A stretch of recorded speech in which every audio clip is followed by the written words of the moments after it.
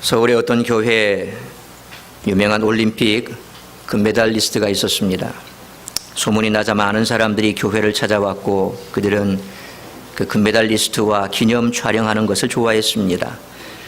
금메달리스트로 인해 교회가 부흥된다는 말까지 있을 정도였습니다.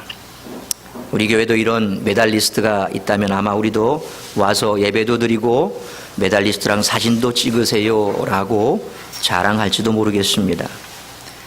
그런데 최근에 서울의 또 다른 어떤 교회에는 아무개 씨가 그 교회 교인 맞습니까? 라고 묻는 질문이 너무 많아 그 질문에 대해 언급을 회피했다고 합니다. 왜 그랬을까요? 그 아무개 씨는 다름 아닌 최순실 씨였답니다. 그녀는 사이비 교주인 최태민의 딸이었지만 교회에도 제법 나가고 헌금도 드렸다고 합니다. 그녀는 교회 다니는 사람으로 불리길 좋아했다고 합니다. 그런데 이 말에는 뭔가 좀 부족하다는 느낌이 들지 않습니까? 왜냐하면 교회 다니는 사람이라고 불리는 것보다 그리스도인이라고 크리스찬이라고 불리는 것이 중요하기 때문입니다. 아무리 교회 다니는 사람이라 하더라도 변화된 그리스도인이 아니라면 그게 무슨 의미가 있겠습니까? 참 그리스도인이 아니라면 단지 교회 다니는 사람으로 어떻게 천국문을 통과할 수 있겠습니까? 그리스도인이란 어떤 존재일까요? 그리스도인으로 사는 것은 무엇을 말하는 것일까요? 주후약 200년경 알렉산드리아에서 작성된 작자 미상에 디오그네투스에게 보낸 편지란 글이 있습니다. 이 글은 그리스도인이 어떤 존재인가를 잘 보여줍니다. 그중 일부 내용을 제가 읽어드리겠습니다. 그리스도인이라 해서 다른 사람들과 출신지가 다르거나 이상한 언어를 사용한다거나 다른 특별한 옷을 입는 것은 아닙니다. 그들이라 해서 특별한 도시에 살지도 않고 특별한 방언을 사용하지도 않으며 생활에 특별한 곳이란 아무것도 없습니다. 그들의 교리라 해서 정신착란자의 상상이나 꿈이 만들어내는 것도 아니며 그들은 다른 사람들처럼 인간적 학설을 내세우지도 않습니다. 그리스도인들도 여러 도시에 흩어져 살고 의식주의 방식은 온전히 그 지방의 관습과 같습니다. 그러나 그들은 보통 사람처럼 살면서도 그들만의 영적 세계의 특별한 법을 따라 삽니다. 그래서 그들은 각자 자신들의 나라에 살면서도 마치 나그네처럼 살아갑니다. 시민으로서의 모든 의무를 수행하지만 외국인처럼 모든 것을 참습니다. 그들은 모든 낯선 나라를 자신의 고향처럼 생각하지만 모든 나라가 그들에게는 타향과 같습니다. 모든 사람이 하듯 그들도 결혼하여 아이를 가지지만 아이를 버리지는 않습니다. 그들은 육체를 지니고 있되 육체를 따라 살지는 않습니다. 그들은 지상에 살고 있되 하늘의 시민입니다. 그들은 기존 법을 따르지만 생활 방식은 그 법을 넘어 완전하게 합니다. 그들은 모든 사람을 사랑하지만 모든 사람은 그들을 박해합니다. 그리스도인들은 사람들로부터 저주를 받으면서도 오히려 그들을 축복합니다. 영혼이 육체 안에 있지만 육체에 속하지 않는 것처럼 그리스도인들도 이 세상 안에 살지만 이 세상에 속하지는 않습니다. 하나님이 그들에게 주신 지위는 그렇게 고상한 것이기에 그것을 포기할 수는 없습니다. 그리고 영혼이 굶주림과 목마름으로 이겨낼 때 성장하듯이 그리스도인은 박해를 당할 때 날로 계속해서 증가합니다. 이런 글을 남겼습니다. 이처럼 그리스도인들은 세상에 살고 있기는 하지만 세상 사람들과는 다르게 삽니다. 다른 사람들이 먹는 것을 함께 먹고 입는 것을 함께 입고 살지만 세상 사람들과는 다른 가치관을 가지고 삽니다. 그들은 세상에 있기는 하지만 세상을 초월하여 삽니다. 그들은 땅에 속해 있지만 하늘에 속한 사람처럼 삽니다. 그리스도인이란 이런 삶입니다. 그리고 이런 삶을 살아가는 사람이 진정한 그리스도인입니다. 지난 한 주간 여러분들은 그리스도인으로서 내가 영적 존재라는 사실을 얼마나 인식하며 살았습니까? 성경에서 계속해서 우리에게 가르쳐 주시는 것, 그리고 우리가 잊어버리고 사는 것, 그것은 바로 나는 영적 존재라는 사실입니다. 시편 130편 5절에 나 곧 내 영혼은 여호와를 기다리며 나는 주의 말씀을 바라는도다 라고 시인은 고백합니다. 여기서 나 곧 내 영혼이라는 표현에서 알 수 있듯이 나와 영혼이 동일하다는 것을 성경은 우리들에게 가르쳐주고 있습니다. 그런데 우리는 내가 영적 존재라는 사실보다 보여지는 것과 들려지는 것에 더 관심을 갖고 그것에 성취감을 누리려고 몸부림치며 살아갑니다. 사실 육체는 낡아지고 쇠하여지고 변화되지요. 우리의 육신은 흙으로 왔다가 흙으로 돌아가지만 우리의 영혼은 하나님께로 반드시 돌아갈 날이 있습니다. 그러니 영혼이 돌아갈 날을 마땅히 준비해야 됩니다. 다시 말하면 우리는 신앙생활하면서 나는 영적 존재이고 내 안에 영혼이 있음을 인식하는 삶을 살아야 한다는 그런 말씀입니다. 여러분, 제사 지내보셨습니까? 집안이 대대로 기독교 집안이라서 제사상 한번 차려보지 않으신 분들은 잘 이해가 되지 않겠지요. 그런데 대다수 분들은 지금도 제사를 지내는 분이 있는가 하면 또 제사를 지내본 기억이 있을 겁니다. 제사 지내는 모습을 곰곰이 생각해 보시고 자세히 한번 더듬어서 관찰해 보십시오. 제사를 지내기 위해 제사상을 차려놓고 병풍을 쳐놓았을 때는 아직 제사가 시작되지 않은 느낌, 어수선한 느낌. 지방에 조상의 이름을 써서 갖다 놓으면 사람들의 자세, 마음이 달라지는 것을 그때서 우리는 느낄 수가 있습니다. 좀 전과 똑같은 상황, 그리고 똑같은 공간, 똑같은 사람들끼리 함께 모여 있었는데 지방을 갖다 놓는 순간, 조상의 이름 속자 써놓는 순간 그 하나만으로 존재라는 것을 인식하는 모습을 보게 됩니다. 이처럼 세상 사람들도 제사를 지낼 때 이름을 쓴 것 하나만으로도 조상이라고 하는 존재를 인식하며 제사를 지내는데, 살아계신 하나님께 예배를 드리고 있는 지금 나는 과연 만물 위에 충만하신 하나님을 얼마만큼 인식하며 예배를 드리고 있을까요? 예배 시작하자마자 끊임없이 휴대폰에만 집중하고 있으신 분, 예배 시작하자마자 자리에 앉자마자 눈을 지그시 감습니다. 그리고 그때부터 자기 시작합니다.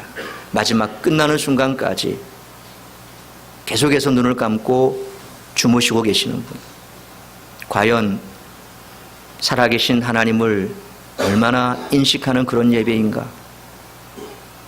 피곤해서 조는 것 괜찮습니다. 갑자기 뭔가 휴대폰에 뭐가 진동이 와서 그래서 한번 슬쩍 쳐다보는 것 괜찮습니다. 그런데 예배 자리에 앉자마자 그때부터 휴대폰을 끄집어내놓고 계속해서 휴대폰만 만지작거리다가 졸다가 자다가 그렇게 간다고 한다면 과연 귀신 앞에 제사 드릴 때 그 엄숙한 모습, 귀신 앞에 제사 드릴 때 지방이 올라가면, 조상의 이름 석자가 올라가면 견건하고 단아한 모습으로 그렇게 절을 하는데, 살아계신 하나님을 예배하는 이 예배의 자리에 우리의 모습이 그러하다면 과연 우리는 진정 살아계신 하나님을 예배한다고 말할 수 있을까요? 예배는 내 영혼을 인식해야 될 뿐만 아니라 이 예배를 보시고 받으시는 살아계신 하나님을 인지해야 합니다. 살아계신 하나님을 인지할 때 예배가 시작되고 평생 사는 날 동안 예배에 성공하는 삶을 살 수가 있습니다. 오늘 본문 5절로 7절 말씀을 보면 신앙의 초보자 같은 모습들이 등장합니다. 초보 신앙인 것처럼 보이지만 사실은 10년, 20년 모태신앙으로 살아왔던 사람들의 모습이 그대로 투영되어 보여집니다. 오늘 본문 1절로 2절을 보면 부활하신 예수님께서 갈릴리 바다에 오셔서 제자들을 찾으시고 제자들을 부르시는 모습이 나옵니다. 베드로, 도마, 나다나엘, 야고보와 요한, 또 다른 제자 둘, 이렇게 총 7명의 제자들이 등장합니다. 이들은 어부로서 고기를 잡고 있었는데 부활하신 예수님께서는 계획을 가지고 의도적으로 스스로를 나타내셨습니다. 요한이 예수님께서 오셨다는 사실을 인지하고 주님이시다라고 말을 했습니다. 베드로는 주님이 자기를 나타내셨음에도 불구하고 주님을 인지하지 못하고 열심히 고기를 잡고 있었습니다. 그런데 요한의 말을 듣고 그의 행동은 달라졌습니다. 겉옷을 챙겨 입고 바다에 뛰어내려서 예수님께 달려갔습니다. 베드로는 전에도 예수님께서 함께 하시고 깊은 곳에 그물을 내리라고 말씀하셨음에도 불구하고 예수님을 인지하지 못했었습니다. 그런데 예수님을 만난 지 3년 6개월 정도 지난 지금 베드로는 달라져 있었습니다. 4년 정도 되니까 주님이시다라는 말에 베드로는 주님을 인지하고 겉옷을 입고 예수님께 달려간 것입니다. 이제 막 걸음마를 하게 됐거나 이제 제법 잘 걷게 된 우리 영아부 아이들 예배를 한번 생각해 보겠습니다. 백원사님 어디 계세요? 유아실 안에 계세요? 그렇습니까? 예, 그러면 뭐 남편한테 물어봐야죠. 최연 피택 장로님, 이제 영아부 아이들을 이렇게 태우고 왔다 갔다 하시는데, 사실 영아부 아이들이 처음 예배 드릴 때 그 아이들이 예배를 준비하는 과정에 또 예배 드리자 할 때 아이들이 어떻게 반응하던가요? 예배를 잘 드리던가요?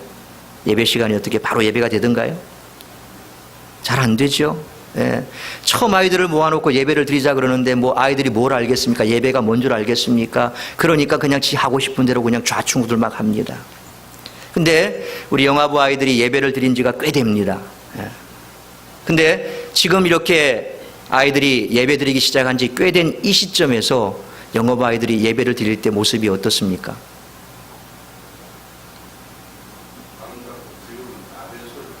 아멘 소리까지 한다. 예. 뭐 백원사님이 계셨으면 더 자세하게 말씀하셨을 수 있을 것 같은데, 근데 제가 왜 이런 질문을 드리고 그걸 왜 제가 또 인지하느냐 하면, 우리 신이 같은 경우 금요 기도에 매주 빠짐없이 옵니다. 왜냐하면 엄마가 반주를 해야 되고, 그리고 엄마 아빠 손을 잡고 우리 신이가 계속해서 금요 기도회 때 옵니다. 그러면 저도 깜짝깜짝 놀랍니다. 기도가 끝나고 나면 아멘 하면 이 신이가 이렇게 아멘 손을 하고 있어요. 그리고 어떨 때는 정말 또렷하게 아멘 하는 것 같아요. 신기해요. 그러니까 처음 예배를 드릴 때는 이게 예배가 뭔지도 모르고 그냥 뭐 울고 보채고 지가 하고 싶은 거 하다가, 그런데 지금 예배를 드리고 계속해서 예배를 드리고 오다 보니까 이제 기도하면 기도손을 합니다.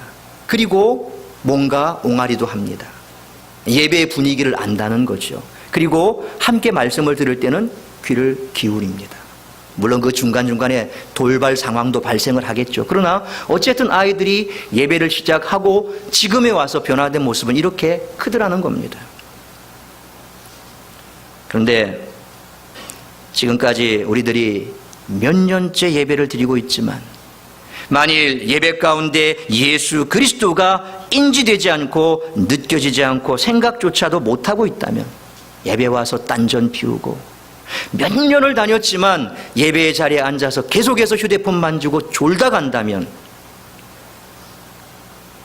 영아부 아이들과 여기 앉아있는 우리들이 하나님 보시기에 누가 더 이뻐 보이겠습니까?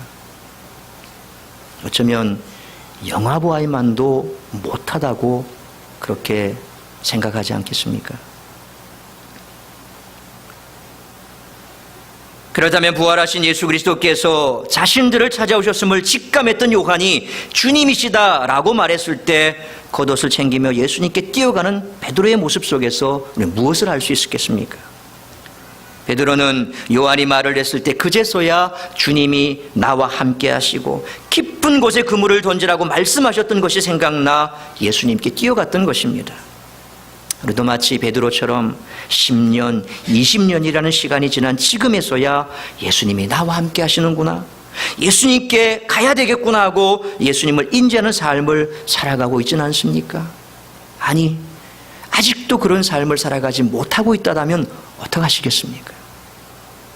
우리는 항상 주님을 인지해야 합니다. 주님을 인지하는 삶을 살아갈 때 우리의 영혼은 항상 평안하고 승리할 수가 있습니다.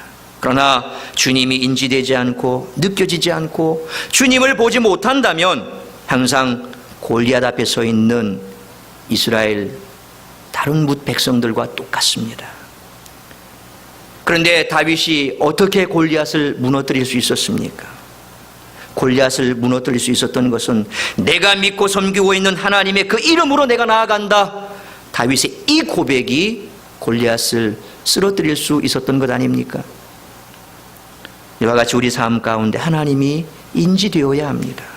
그래서 시편 16편 8절에 보면 다윗이 이런 고백을 합니다. 우리 시편 16편 8절 말씀, 화면의 말씀 같이 한번 읽습니다. 시작.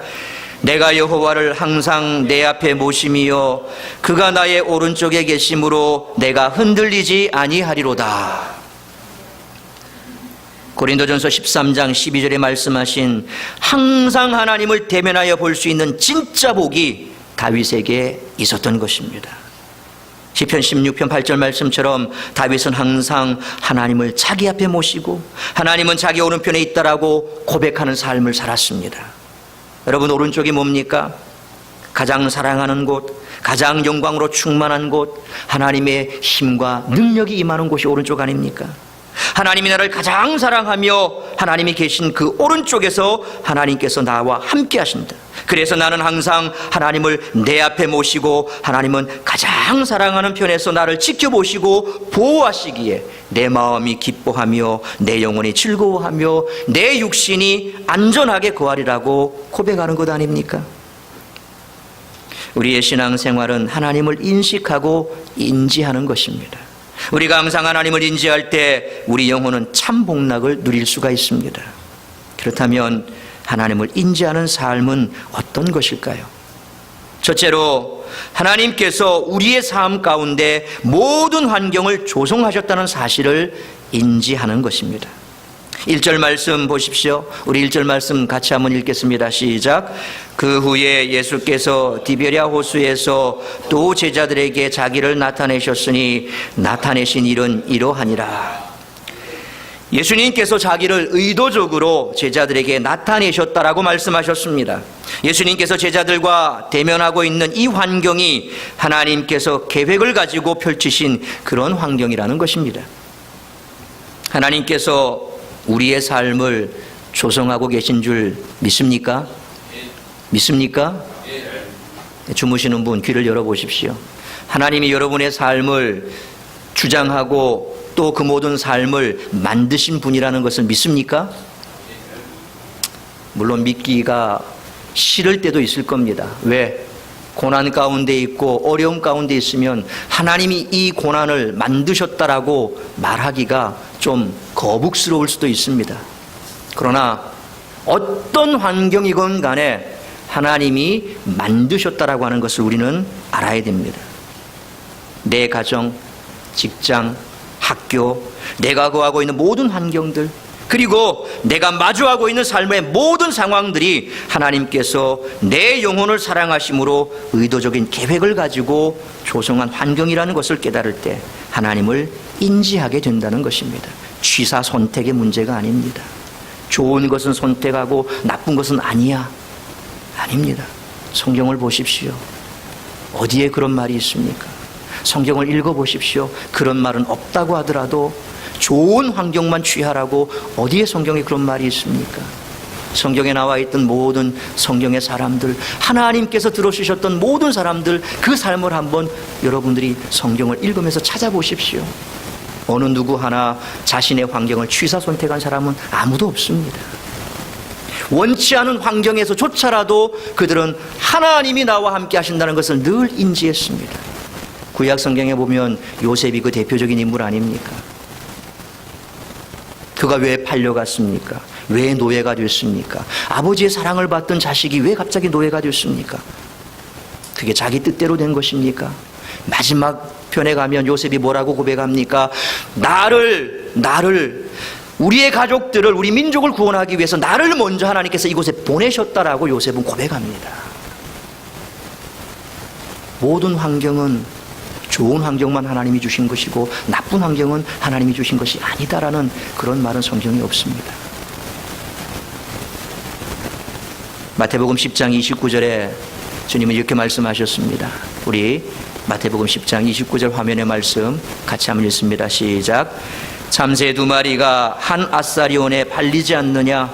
그러나 너희 아버지께서 허락하지 아니하시면 그 하나도 땅에 떨어지지 아니하리라. 한 아사리온은 얼마 되지 않는 그런 금액입니다. 그런데 참새 2마리가 한 아사리온에 팔리는 것도 우리 하나님 아버지가 허락하지 않으시면 안 된다라고 주님 말씀하셨습니다.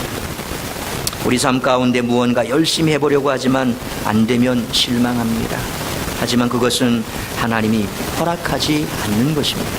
그럼에도 불구하고 완고한 자들은 계속해서 그것을 해보려고 애를 씁니다. 하나님이 허락하지 않으면 문이 열리지 않습니다. 내가 닫을 수도 없고 열 수도 없는 내 삶의 문을 내 스스로가 어떻게 열 수 있겠습니까? 그러니 우리 삶의 모든 것은 하나님이 하신 것이고 하나님이 열어주신 것이라고 날마다 하나님을 인지하시기를 주님의 이름으로 축원합니다. 그렇다고 해서 심하게 자포자기하고 운명론적으로 살라는 그런 말은 아닙니다. 영적으로 깨어서 정말 이것이 하나님의 뜻인지 아닌지를 분별할 수 있어야 됩니다. 그것은 교과서적으로 알 수 없습니다.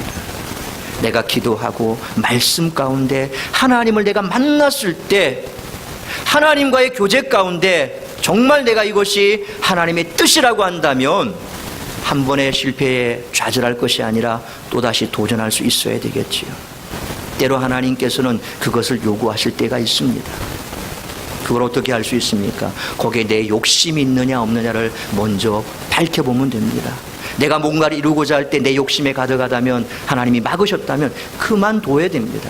그런데 그 욕심이 지나쳐서 조금만 더 하면 내가 이걸 이룰 수 있는데라고 계속해서 자기 욕심이 이끌려서 간다면 하나님은 그것을 결단코 이루어 주시지 않습니다. 우리는 그래서 그것이 하나님의 뜻인가 아닌가를 우리는 알 수가 있지요. 그러나 모든 상황은 하나님께서 주장하시고 하나님이 열어주셔야 우리는 갈 수가 있는 겁니다. 따라서 항상 하나님을 인지하는 삶을 살려면 우리 삶에 펼쳐진 모든 환경은 하나님이 우리를 위하여 조성하신 것이고 그 가운데 하나님이 함께 하시고 나를 인도하고 있다는 것을 믿을 때에 하나님께서 우리에게 함께함이 인지되고 우리는 하나님의 인도함을 받는 복된 삶을 살게 될 줄 믿으시길 바랍니다. 두 번째로 하나님이 조성하신 환경을 통해 우리를 변화시키심을 인지해야 합니다. 우리가 기도도 열심히 하고 성경도 열심히 보지만 인간은 쉽게 변하지 않습니다. 얼마나 우리가 악한 존재인가는 여러분이 잘 알지요.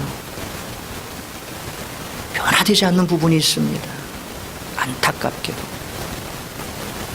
우스갯소리로 주님도 못 고치는데 누가 고치겠습니까? 남편이 고칩니까? 아내가 고칩니까? 목사가 고칩니까? 못 고칩니다. 주님도 못 고치는데 이건 너무 지나친 말이죠. 주님이 왜 못 고치겠습니까? 그런데 내가 붙들고 있는 내 자아가 얼마나 강하면 그런 말이 나오겠습니까? 우리는 그런 본성을 가진 사람들입니다. 그래서 저도 목사지만 저도 변하지 못하는 부분이 얼마나 많은 줄 모릅니다. 그래서 주님 앞에 설 때마다 참 죄스럽고 강단에 설 때마다 때로는 나도 이런데 어떻게 성도들 앞에 이걸 설교할 수 있을까? 그런 자괴감에 망설일 때도 있다라는 것입니다. 오늘 본문 5절과 6절에 고기가 없다고 하니까 예수님이 배 오른편에 그물을 던지라고 하시지요. 이 사건과 비슷한 사건이 예수님의 공생의 초기에도 있었습니다. 누가복음 5장에 보면 예수님이 제자들을 부르러 갈릴리에 가셨을 때 무리에게 가르치던 말씀을 마치신 예수님께서 깊은 데로 가서 그물을 내려 고기를 잡으라고 베드로에게 말씀하셨습니다. 이때 베드로가 선생님 우리들이 밤이 새도록 수고하였으되 잡은 것이 없지만은 말씀에 의지하여 내가 그물을 내리이다 라고 대답하지요. 그리고 그렇게 하니 그물이 찢어질 만큼 많은 고기를 잡습니다. 그때 베드로가 주여 나를 떠나소서 나는 죄인으로소이다 라고 고백을 합니다. 그런데 누가복음 5장과 오늘 본문 말씀이 다른 것은 누가복음 5장에서는 예수님께서 베드로에게 깊은 데로 가서 그물을 내려 고기를 잡으라고 했을 때 베드로는 그저 그물질에 여념이 없었습니다. 그리고 고기를 다 잡은 후 그제서야 예수를 그리스도라고 인정하고 자신이 죄인임을 인정합니다. 그런데 오늘 본문에서 배 오른편에 그물을 던지라는 예수님의 말씀대로 그물을 던졌더니 그물을 들 수 없을 만큼 많은 고기가 잡혔는데 요한이 베드로에게 주님이시라 하고 바로 말을 합니다. 누가복음 5장에서는 그물로 고기 잡는데 정신이 팔려 딴 데는 신경도 쓰지 못한 모습으로 상상되지만 오늘 본문 8절을 보면 주님이시라는 말을 듣고도 다른 제자들은 계속해서 고기를 잡고 정리하고 그리고 마지막에 작은 배에 그 그물을 잡은 고기를 싣고 돌아오기까지 장면이 나오지 않습니까? 그럼에도 불구하고 베드로는 주님이시라는 그 말에 모든 것을 버려두고 예수님께 뛰어가지 않습니까? 4년 가까운 시간을 통해 베드로의 삶이 변화됐다는 것을 우리는 알 수가 있습니다. 처음 예수님께 왔을 당시에는 깊은 곳에 그물을 던지라는 말씀에 고기 잡는 일, 자기 생계를 위해 열심을 다한 후에 예수님께 나아갔지만 4년 가까운 시간을 예수님과 보낸 지금 베드로는 고기를 잡는 일보다 예수님께 먼저 나아갔다는 것입니다. 아무것도 변한 것 없을 것 같지만 아무것도 변한 것 없는 것 같지만 예배를 통해서 우리의 믿음과 우리의 삶과 신앙과 생활을 변화시키시는 예수 그리스도 때문에 우리가 조금씩이나마 변화되고 있는 줄 믿으시길 바랍니다. 우리의 속담에 가랑비에 속옷 젖는다 그러지요. 콩나물 시루에 물을 붓습니다. 그런데 콩나물 시루 모양 아시지요? 밑독이 빠져 있습니다. 구멍이 숭숭숭 뚫려 있습니다. 제 어릴 때 기억이 있습니다. 방 한켠에, 어두운 방 한켠에 어느 날 갑자기 큰 독이 하나 놓여 있습니다. 거기에 빨간 다라이가 하나 있고 거기에 이제 나무를 2개를 걸쳐놓고 독을 하나 올려놓고 그리고 거기에 천으로 뭘 덮어놨습니다. 할머니가 오며 가며 거기에다가 물을 몇 바가지씩 퍼붓고 다닙니다. 저는 어릴 때 그게 뭔지 몰랐습니다. 그런데 나중에 보니까 거기에서 콩나물이 커져 있는 거예요. 처음엔 아무것도 없는 것 같았는데 점점 나중에는 콩나물이 이제 자라지 않습니까? 그러니까 덮어놓던 천을 막 찌르고 이제 올라오죠. 불뚝하게 이렇게 올라오죠. 아무 관심이 없다가 나중에 그것이 자꾸 올라오니까 이게 저게 뭐지 하고 보니까 콩나물이 거기 있는 거예요. 여러분이 교회 안에 예배드리러 옵니다. 자꾸 죄송합니다. 졸다가 주무시다 가시는 분들, 하루 종일 와서 1시간 내내 휴대폰 만지고 가시는 분들, 그런데 저는 희망은 있습니다. 왜냐하면 여러분들이 예배의 자리에 있기 때문에. 지금 당장은 제가 욕 아닌 욕을 했습니다만 그러나 분명 때가 되면 여러분의 믿음이 바뀔 것이고 몇 년의 시간이 지나면 여러분의 신앙이 달라져 있을 것이고 그리고 그런 모습들이 삶 속에서 나타나는 날이 반드시 올 줄로 믿습니다. 어떤 사람은 한 1년, 한 6개월 지나면 신앙이 자라서 눈빛이 보면 달라지는 분도 있습니다. 그런 우리 청년들도 있습니다. 찬양을 할 때 보면 압니다. 잘 모르지만 입을 쫙쫙 벌리고 따라합니다. 그런데 1년이 지나도 2년이 지나도 전혀 찬양을 불러도 관심도 없습니다. 입을 꾹 닫고 있습니다. 마치 접착제로 붙여놓은 듯이 입을 떼지 않습니다. 그리고 모든 소소하는 것이 끝나고 딱 자리에 앉습니다. 그러면 딱 앉아서 고개를 딱 들고 눈을 딱 감습니다. 마치 주님을 만나러 가는 것처럼. 그런데 그렇게 주님을 만났는지 조상을 만났는지 누굴 만나고 왔는지 모르겠지만 끝날 때까지 그래 눈을 감고 안 뜨고 계시는 분들도 계시지만 귀는 열려 있습니다. 여러분, 임종을 맡고 계시는 분들 아시죠? 함부로 말하면 안 됩니다. 자식들 아버지 말 못하고 산소 긋고 그렇게 누워 계신데 아이고 큰일 났다. 재산이 자꾸 이렇게 나눠줘야 되는데 재산이 이렇게 분배도 못하시고 저렇게 말도 못하시고 누워있는데 어떡하냐. 뭐 내가 지금까지 모시고 왔으니까 내가 재산의 얼마를 가져가야 돼. 형이지만 한 게 뭐가 있어. 그리고 뭐 딸내들 와가지고 그래도 우리도 아빠한테 용돈 줘서 어쩌고저쩌고 막 그냥 재산 가지고 싸웁니다. 침상에 누워 계신 아버지 눈물을 쭉 흘리십니다. 말은 못해도 귀는 열려 있습니다. 그래서 부모님 누워 계실 때 함부로 말하지 마십시오. 인간이 마지막까지 열려있는 게 귀입니다. 여러분들이 눈을 감고 조상님을 만나고 있는 사이에도 성령께서는 역사하시는 줄 믿습니다. 저만 믿는지 모르겠습니다만, 이 예배의 자리에 있는 것 그 하나만으로도 주님은 역사하십니다. 그래서 감사하게도 여러분이 이 자리에 있다는 것, 세상에 있는 것이 아니라 이 자리에 있다는 것, 그것이 소망이요 저에게는 기쁨이고, 그래서 어쨌거나 여러분들이 눈을 뜨고 보기를 원하고 귀를 열고 듣기를 원하는 게 제 마음인데, 그러나 아직까지 믿음이 없어 그러지 못하는 것, 제가 내려가서 볼을 꼬집겠습니까? 옆구리를 찌르겠습니까? 자꾸 그냥 이렇게 사설만 길어지는데, 콩나물 시루에서 콩나물이 자라는 것처럼 여러분의 신앙도 얼마 안 가면 자라게 될 줄 믿으시길 바랍니다. 잘 못 알아들어도 자꾸 말씀 들으면, 말씀은 하나님의 말씀입니다. 그 말씀을 듣다 보면 어느 순간인가 내 믿음이 자라 있을 겁니다. 우리 하나님은 우리에게 주어진 모든 환경 그리고 과정, 고난을 통해 우리를 변화시키십니다. 우리의 삶 속에서 내가 스스로 변하는 것이 아니라 하나님께서 우리를 변화시키시고 우리의 믿음이 성장할 수 있도록 항상 우리를 인도하고 계시는 줄 믿으시길 바랍니다. 이와 같이 우리 모두는 살아계신 하나님을 늘 인식하는 삶을 살아가시기를 축원합니다. 세 번째로, 하나님께 사랑받는 삶을 사는 것입니다. 여러분 모두가 하나님께 사랑받는 삶을 사시기를 축복합니다. 아멘. 아멘. 그 누구의 사랑보다 하나님의 사랑받는 것이 가장 큰 겁니다. 찬양으로만 당신은 사랑받기 위해 태어난 사람, 그렇게 노래하지 마시고 고백하지 마시고 정말 하나님께 사랑받는 삶을 살아가시기를 바랍니다.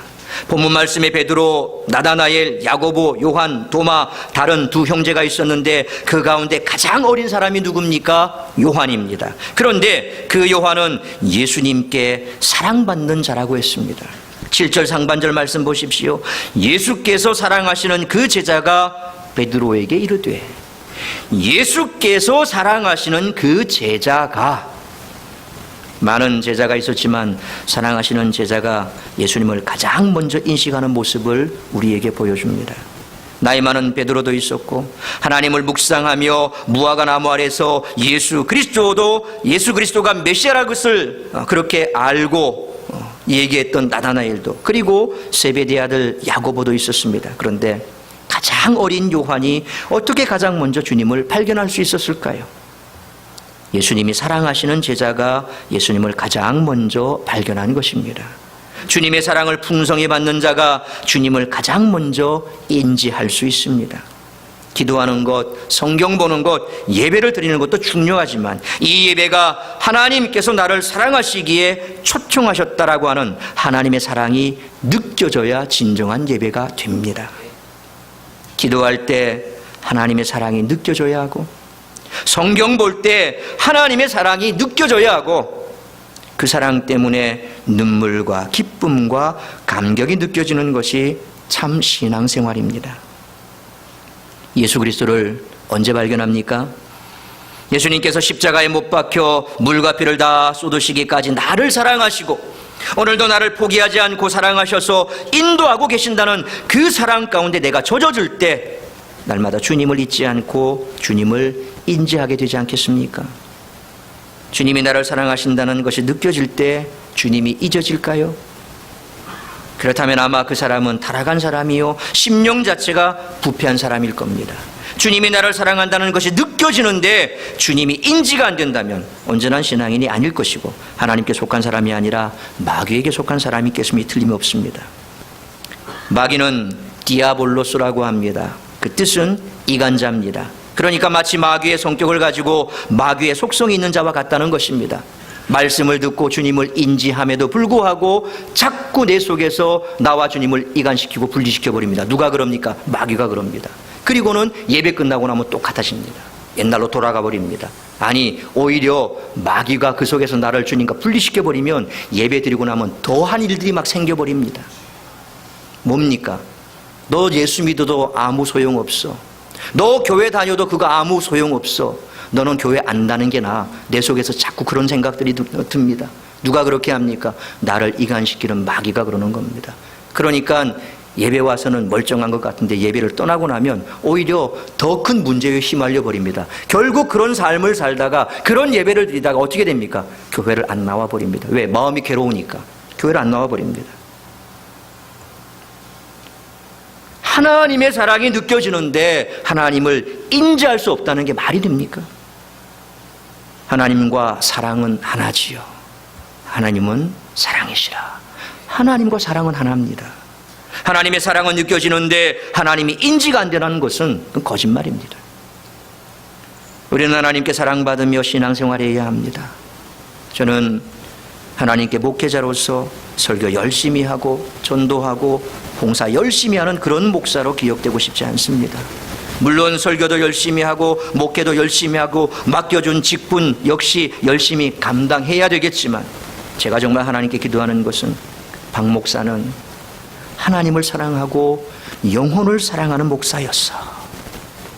이렇게 하나님께 인정받는 목사가 되고 싶습니다.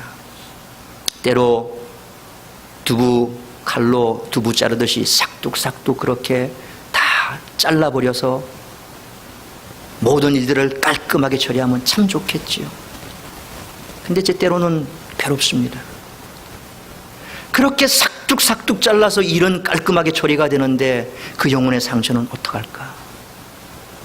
그래서 그것이 때로 우유부단하게 보일 수도 있습니다. 정말 그렇게 깔끔하게 정리해야 될 부분 같으면 깔끔하게 정리해야 되는데 영혼과 얽혀져 있는 문제에 한해서는 참 그렇게 깔끔하게 안 되더라고요. 주님께 맡기는 거죠.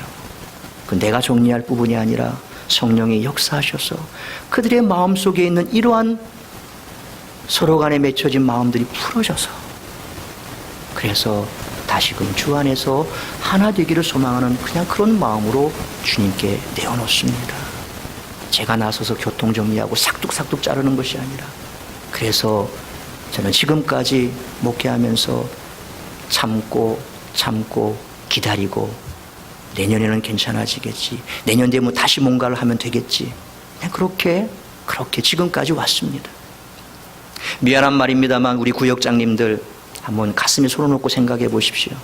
구역장 여러분들이 얼마나 책임감 있게 그 구역 식구들을 한번 위해서 기도해 보셨습니까? 마음 같아서는 다 구역을 해체시키고 다시 되는 구역으로 그냥 몇 개만 가지고 하고 싶은 마음도 있습니다. 그런데 그렇게 모든 것을 다 되는 것 쪽으로 하고 안 되는 것을 싹둑싹둑 다 잘라버리면 어떻게 되겠습니까? 내가 되면 그분도 정말 능력 있는 구역장이 되겠지. 제가 볼 때는 그렇게 세웠을 때는 능력이 있다고 생각됩니다. 그런데 그 능력을 아직은 발휘를 안 할 뿐입니다. 정말 주님께서 붙들어 쓰신다고 한다면 누구보다도 열심히 할 인물들이지요. 그때를 기다리는 겁니다. 주님도 나를 그렇게 기다려 주셨고 나 같은 못난 사람도 기다리고 기다리셔서 참 감히 나서기 힘든 목사도 만들어 주셨는데 저나 여러분들이나 다를 게 뭐가 있겠습니까? 제가 여러분보다 더 못하다면 못한 부분도 많습니다. 그래서 우리는 모든 것을 이렇게 우리의 생각대로 하는 것이 아니라 영혼을 생각하고 하나님의 사랑을 받은 것을 내가 생각한다면 우리 역시도 그런 마음이 있어야 될 줄 믿습니다. 그래서 저는 설교 잘하는 목사, 정말 능력 있는 그런 목사가 아니라 하나님을 사랑하고 영혼을 사랑하는 그런 목사였다. 그런 말을 듣는 것이 제 소원입니다. 그러므로 여기 계신 여러분 모두도 정말 하나님을 사랑하시고 영혼을 사랑하는 여러분들 되시기를 축복합니다. 하나님을 사랑하고 영혼을 진심으로 사랑했다고 칭찬받으시기를 축복합니다. 그것이 하나님께서 우리에게 주신 계명 아닙니까? 주님이 말씀하셨죠. 율법이 뭐라고 말하느냐? 첫째는 뭡니까? 하나님을 사랑하는 것 아닙니까? 둘째는 뭡니까? 내 이웃을 내 몸같이 사랑하는 것 아닙니까? 결국 영혼을 사랑하는 것, 하나님을 사랑하는 것, 그것이 하나님이 우리에게 바라는 것 아닙니까? 여러분, 읽지 않고 넘어갔습니다만 우리가 오늘 본문 11절까지만 말씀입니다만 15절 말씀 보시면 부활하신 예수님께서 베드로에게 이렇게 말씀하지 않습니까? 내가 이 사람들보다 나를 더 사랑하느냐? 아가파스메 플레온 투톤, 아가파스메 플레온 투톤. 그때 베드로가 뭐라고 얘기합니까? 주님, 그러하나이다. 내가 주님을 사랑하는 줄 주께서 아시나이다 그랬습니다. 원어 성경에 아가파스메 플레온 투톤이라고 하는 것, 이 투톤이라고 하는 것은 이것들이라는 말입니다. these. 근데 여기서 이 사람들보다라고 한글은 번역을 했습니다. 물론 그렇게 번역하는 게 틀린 것 아닙니다. 그럴 수도 있습니다. 근데 저는 제가 신학교 처음 들어갔을 때, 신대원 처음 들어갔을 때 우리 헬라어 교수님이 이 본문을 가지고 그렇게 말씀하시더라고요. 아가파스메 플레온 투톤, 이 사람들보다가 아니라 이것들보다. 여기에 속해 있는 제자들 그룹의 사람들일 수도 있습니다. 혹은 우리는 이 땅을 밥먹고 살아갈 사람들입니다. 그렇다면 내가 지금 여기 왜 왔니? 다시 고기 잡으러 왔지 않습니까? 왜 고기 잡으러 왔니? 주님은 떠나갔습니다.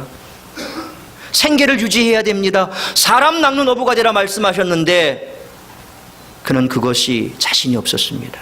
그래서 내가 이전까지 자신 있게 왔던 고기 잡는 것, 어부의 삶, 사람 낚는 어부가 아니라 고기 잡는 어부로 다시 돌아온 거지요. 주님이 물으셨습니다. 아가파스메 플레온 투톤, 네가 네 생계를 위해서, 네 삶을 위해서 여기 다시 왔는데 그것들보다도 나를 너는 사랑하니? 분명 내가 너를 처음 불렀을 때 사람 낚는 어부가 될 것이다 얘기했는데 네가 고기 잡고 생계를 유지하는 그것들보다 나를 더 사랑하니? 주님은 그렇게 물으셨던 거죠. 물론 많은 제자들보다 베드로가 더 주님을 사랑할 수도 있습니다. 그러나 오늘 주님께서 우리들에게 아가파스메 플레온 투톤 이렇게 질문한다면 과연 여러분들 사이에 누가 더 나를 사랑할까? 그걸 물은 것일까요? 정말 네가 소중하게 생각하고 네가 사랑하게 생각하는 그 모든 것들보다 내가 더 사랑스럽니? 더 사랑하니? 근데 베드로가 뭐라고 대답합니까? 주님, 그러하나이다. 주님, 그러하나이다. 내가 주님을 사랑하는 줄, 내가 주님을 사랑하는 줄 주께서 아시나이다. 주님은 아셨습니다. 베드로가 얼마나 주님을 사랑하는지.